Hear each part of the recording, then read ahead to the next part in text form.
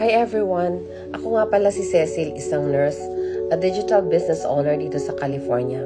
Marami nagtatanong, ano ba daw talaga ang ginagawa ko online at paano ito gumagana?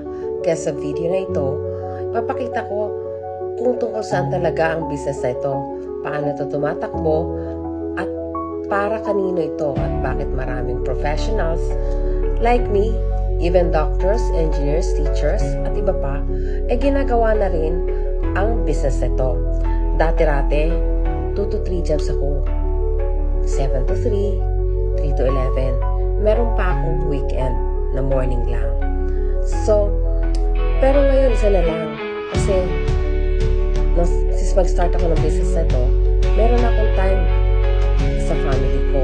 So, isip ko, ang business na ito ay para sa lahat ng gustong mabago ang buhay nila.